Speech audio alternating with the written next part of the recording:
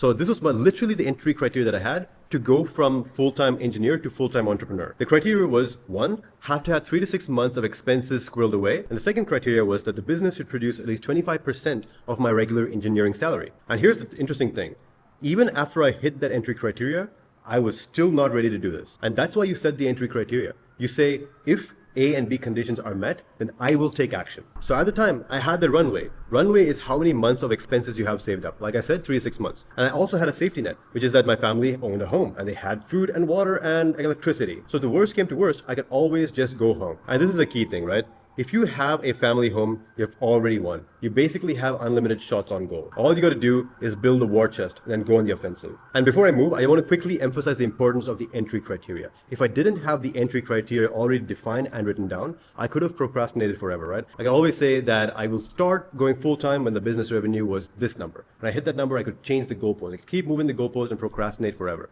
That's why you have the entry criteria. When those criteria are hit, you have to take the actions that you said you would take. But even after getting started, there is a new risk, which is quitting too early. And that's not the only risk. It's that you switch to a new opportunity before you've given the current opportunity time to shine. So I also created the exit criteria. Literally not allowed to quit until I made 100 videos. So I had entry criteria, but I also had exit criteria. So I had successfully gone from C tier to B tier. And the way I did it was by defining my entry and exit criteria. Because defining entry and exit criteria is what forces you to take action and take the action long enough to see some kind of success. Now the question is, how do you go from B tier to A tier? I haven't done this yet. I'm in the transition of going from B tier to A tier. But this is what I'm going to be doing.